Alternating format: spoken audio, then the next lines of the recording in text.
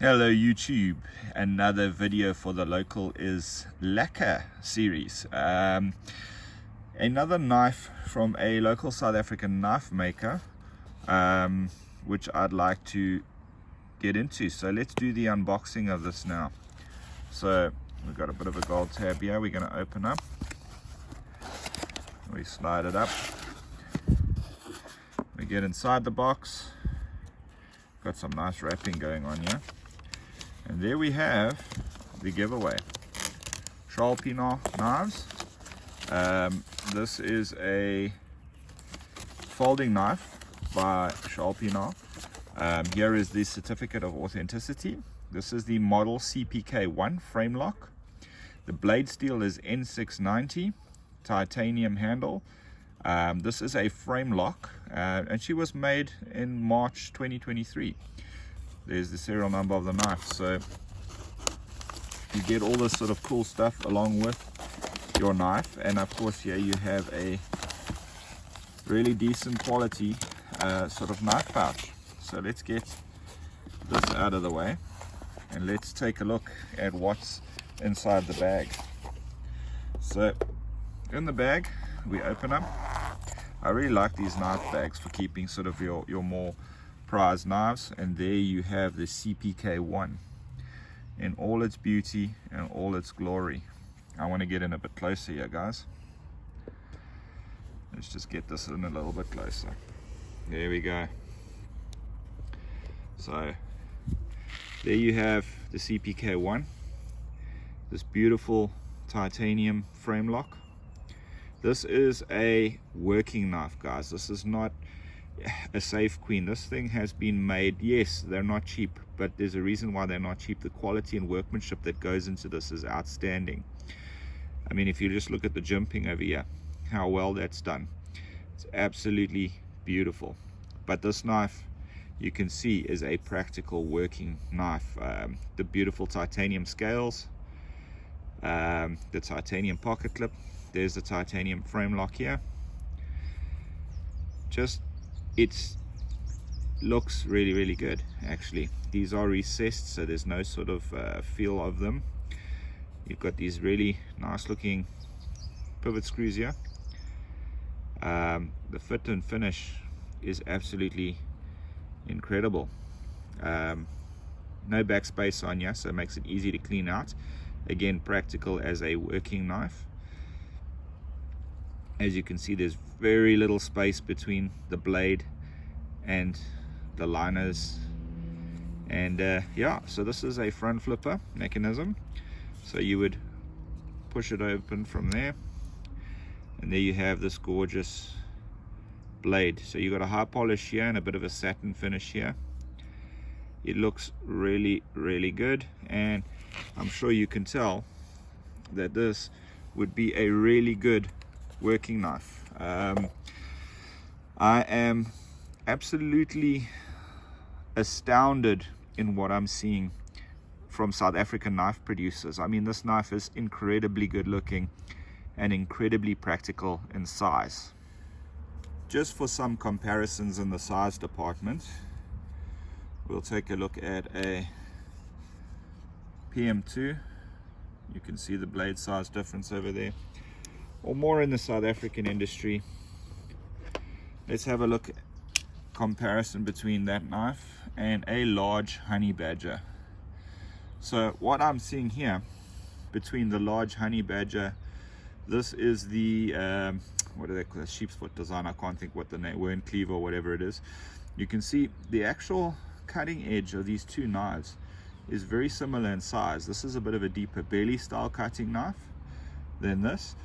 Now, the things that I'd like to point out, don't get me wrong, Honey Badger is a really good brand. I mean, they make a really good knife at a hell of a good price point.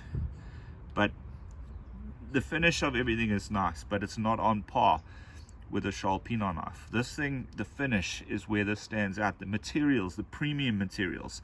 This is an HCR13 MOV blade. It's a cheap steel. Still, don't get me wrong, a good steel, but it's a cheap steel nonetheless. And just the finer details is where the two would separate. Also, to throw into this comparison mix. Let's do a comparison with another South African made knife. This is the Andre Erasmus, the Seller 2. You can see again a very similar size on the blade, different design, similar size. It's got a nice deep belly. I really like that. I just thought I'd show you guys a comparison with a couple of other knives, just so you can see how this knife sizes up, etc. And what your thoughts are. So let's jump a little bit further into this Charl Pienaar knife now. So just let's get in a little bit close, take a bit of a closer look, and then I'll dive more into the technical details. As you can see, a beautiful finish. I really love it. This amazing titanium always feels nice. I love how titanium feels. So this knife is actually just everything. The edges on the titanium, everything is just finished off, rounded off, edged nicely. Really, really cool. This jimping over here is in the perfect place to get purchased when you're trying to lean down on something. There's almost what looks like to be like zero space between the scales and the blade.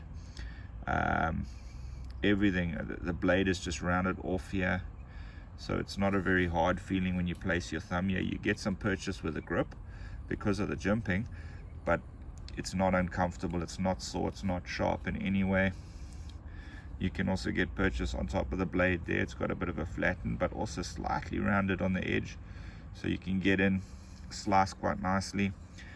The frame lock is more than a 50% lockup, meaning there is zero movement on this blade in any direction, no wiggle room at all. It's beautiful. I like that there's no backstop on this, so you can blow it out or clean it out quite easily. It's just very, very well made. This pocket clip, the titanium pocket clip, I love how it looks. It's not really a deep carry, but it's strong, it's sturdy, it's got a lot of retention on it. Just all in all, besides my fingerprints, a really gorgeous looking blade, guys. I really, really think this knife is a fantastic everyday working knife for everyday carry. So let's jump into a little bit on the technical side of this knife and discuss the materials and stuff like that. Well, actually, before we even do that, let's go to my paper cut test. So here we got some paper, and off we go. I would say that is insanely sharp. And of course, N690 has got incredible edge retention. So no issues at all with the cut test. Knife is razor sharp straight out of the box. So just to point out, we go on to the jeans. This knife, it has a very, very strong sort of pocket lip, so you got to push it quite hard, but I feel it rides very nicely in the money clip pocket. As you can see, it's all the way in, but it rides quite nicely there. And what a premium look titanium gives to your pocket, eh? It looks really cool. Getting it back out again, pretty easy. It is, as I said, quite a tight clip. And then of course into your pocket itself, the ramp does allow it to ride in quite easily. Pulling it out over a ridge is a little bit more tricky, but again, what a premium look. It just looks really, really nice. I like how it rides. It's a thin knife, so it doesn't feel bulky in the pocket. It does pull out quite easily, funny enough. It's an incredibly slim knife, to say the least. I like that. Really, really cool. Now, as I wanted to earlier, let's get into the materials on this knife. So just a few things I'd like to talk about. One of them being, we are so spoiled for choice in today's day and age with knives, knife make models, etc. In the past, I always traditionally thought South African knives would not be necessarily hard-working knives, but only just pretty knives. We all know we make some really gorgeous looking stuff. However, when you come across and actually use some of these knives, you realize that they're not as soft and weak as what you think they could be. They're actually making pretty damn good quality knives. As far as I'm concerned, our South African knife makers are amongst the best in the world. But anyway, that's just my thoughts. Let's jump back in and discuss the materials used and end off. Okay, so just to dive a little bit into the CPK1 frame lock, I'm just going to talk a little bit more about the technicalities of this knife. So Charl models this as the CPK1 frame lock. It is a frame lock mechanism. It is also a front flipper, so you've got that little tab over there to flip it out. So definitely a front flipper. I'm not great with front flippers. The handle or scale materials or liner materials, whatever you want to call that, would be 6AL4V. The blade is N690, so it's pretty damn good steel. 60 to 61 HRC Rockwell level, making it really good for edge retention. The length overall is 190 millimeters. The blade length is 83 millimeters. It's a 3.92 millimeter thick blade. The pivot is stainless steel hardware. The blade is running on brass washers, and the detent is a ceramic detent. So that's just a little bit on the technicalities of this beautiful knife. So yeah, guys, if you are looking for a really good working knife, this is definitely something you guys should be looking at. Yes, I know these knives do cost a little bit more than the cheap Chinese stuff you'd get, but there's reason for that cost being there. I'm not saying don't buy in different brackets. I'm saying if you're looking for something really high quality to carry with you every day, to work hard without fear of losing your edge quickly or something breaking up pretty quickly, this is something that you should be looking at investing in. This sits, in my opinion, at the highest sort of level market. So if you're looking for really high quality knives, Charl Pienaar Knives definitely make a product which I think will fill your needs quite nicely. And what I like about this knife, it is pretty in the knife sense, but it's not a show knife. It's not a safe queen. This knife has been built to work and work hard and provide consistent sort of results, cutting and performing as an everyday carry pocket knife. So just my 10 cents on this one. Fantastic knife, guys. Really great quality, good fit and finish. Everything about it just sings nice, high quality.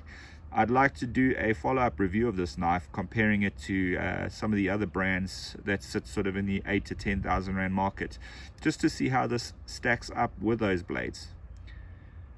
Thanks for watching, everybody. Keep watching for a follow-up review of this beautiful knife after a couple of days of use, and I'll be able to give you some more feedback on how I think she performs.